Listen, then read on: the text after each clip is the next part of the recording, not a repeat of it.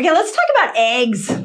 Eggs have gotten a bad rap, and I know that so many of you have been avoiding them because of heart disease, and I want to explain why that's erroneous. But more importantly, I want to explain what you need to know about eggs and how you would bring them back into your diet, in what capacity for what health benefit. We're going to go into that in this video.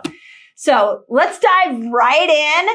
And those of you that are new to my channel, let me know. If this is your first video, just put it in the comments. I love reading that stuff. So while you're putting that in the comments, I'm going to tell you about eggs. Okay, let's start. Well, here's where I'm going to start with this one. I want to start with heart disease. What causes heart disease? It's really interesting because we used to think it was eggs. We used to think it was, we gave heart disease to fat. But what we didn't realize is that there was good fat and there was bad fat. So that was our first mistake with heart disease, is that we didn't delineate between good fat and bad fat.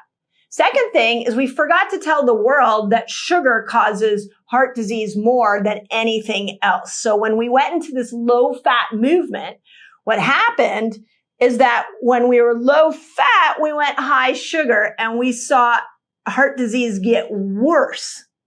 So it took decades before the message got to the masses, and hopefully if you haven't gotten that message, you're getting it now. But when we look at heart disease, the number one issue that contributes to heart problems and heart disease is sugar. The second is bad fats. Okay, with that in mind, I want to bring another concept to you about heart disease and what causes specifically cholesterol to go up. So you have this trio of organs that are working for your benefit to get the healthy cholesterol into your system and up to your brain. I want you to realize that your brain needs good cholesterol. We don't want to shut down cholesterol production. So the three parts of your body that are working for getting this good cholesterol up to your brain are your liver, your gallbladder, and your common bile duct. Now, your liver, its job is to break down toxins, including the bad things that are contributing to bad cholesterol, get rid of them. But when this common bile duct, which is like this thin straw, is actually taking food out of, or taking the toxins out of the liver and putting it into the gut for excretion, if that gets congested, your cholesterol levels will go up. So the common bile duct becomes really important when we're looking at rising cholesterol levels. You know where I see this all the time? When people go on the keto diet or they start to fast, and all of a sudden their cholesterol goes up and their doctor freaks out and their doctor's like, oh my God, stop doing keto, stop doing fasting. But what they don't realize is that your liver started becoming more efficient, breaking down the bad cholesterol, and the common bile duct was actually clogged, so the bad cholesterol levels were going up. So we want to clean that common bile duct up through something like a castor oil pack. That's not this video. I've done other videos on that. But I want to give you context so that we can stop villainizing the egg. So here's what you need to know about the egg and why it loves you and why you should love it. First, it's got choline in it. You need choline for brain function. So let's go back to the old model of handling cholesterol. The old model of handling cholesterol was that you would avoid any fat and you would take a statin to lower cholesterol. Well, what you did in that is you killed your brain because your brain needs some cholesterol. So when those statins go in your body, what they're doing is they're bringing down all cholesterol levels, both good and bad.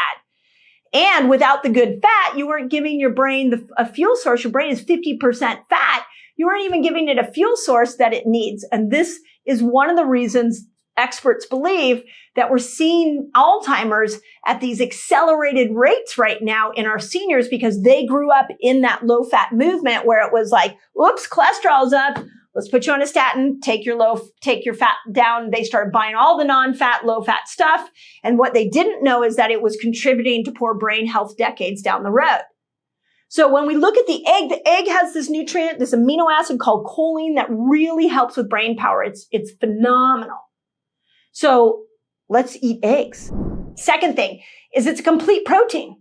So think about it. Everything in the egg is there to make a baby chick. So it's got the cartilage, the muscles, the skin, every nutrient you need to make a baby chick is in an egg. And many of those nutrients you need. All right, it's a complete protein that will help you build muscle. And the more muscle you have, the more insulin sensitive you are. Remember, more muscle means more insulin receptors to take in glucose and stop storing it. So make sure that you're looking at the egg through the eyes of, this might help me build muscle. It might help me lose weight. Okay, third thing. It has a lot of selenium in it. What is selenium good for? Your thyroid.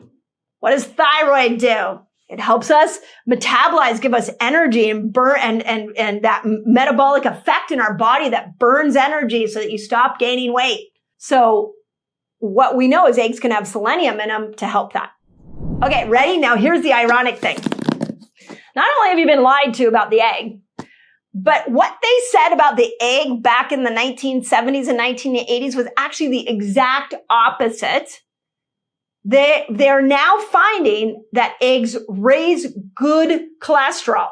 Those are your HDLs, and they lower your bad cholesterol, specifically your triglycerides.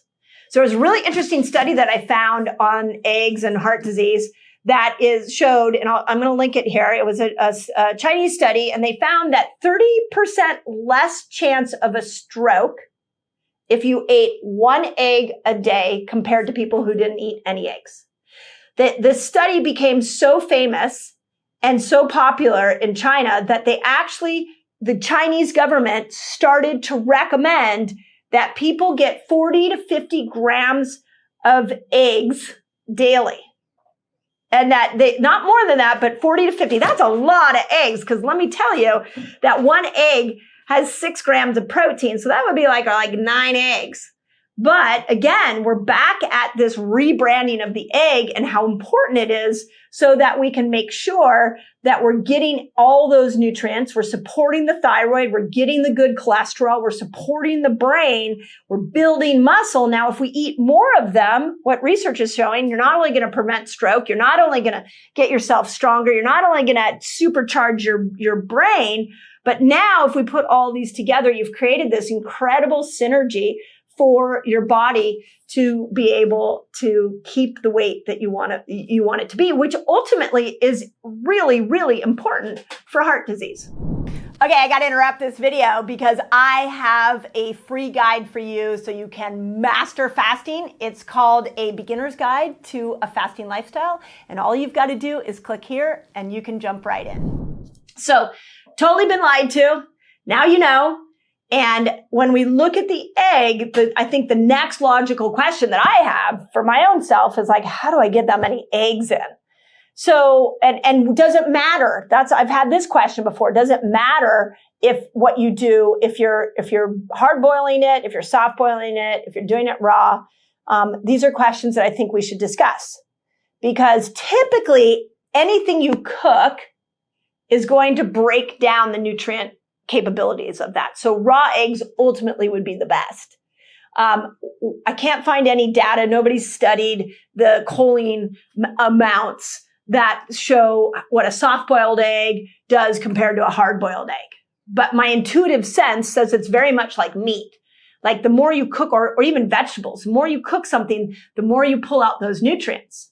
So if you're wanting the max benefits of something like an egg, if you feel safe with it, you could try it raw. I know that's a highly controversial, shouldn't be, but that's highly controversial for, salmonella, things like that. So if you're like, she's crazy, I'm never doing that, then try a soft-boiled egg.